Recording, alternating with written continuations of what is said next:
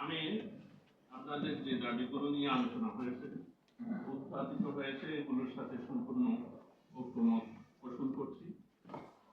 আমি একটা বিষয় নিয়ে খুব সংক্ষেপে কথা বলতে চাই, সেটা হলো সিলেবাস।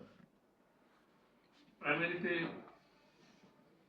ধর্মীয় শিক্ষকের কথা আপনারা বলছেন, একজন আলেম হওয়া উচিত, অবশ্যই আলেম হতে হবে। তবে প্রাইমারিতে যে ধর্মীয় শিক্ষা দেওয়া হয় সেটা কোন ধরনের হতে হবে? আজকে একটা সফল শিক্ষা ব্যবস্থা বেসরকারি ভাবে দেশের বিভিন্ন জায়গায় চলতেছে, যেটাকে নুরানি বলা হয়। নুরানিতে কিছু অতিরিক্ত বিষয় আছে, বেশি মানে ইম্পেসিস দেওয়া হয় লেখার জন্য, ছাত্রদেরকে অনেক বেশি প্রেশার দেওয়া হয়। কিন্তু নুরানি থেকে শেখার অনেক কিছু আছে। তো কাজেই আমরা যারা প্রাইমারি স্কুলে ধর্মীয় শিক্ষার কথা বলি, তারা যাতে এই নুরানি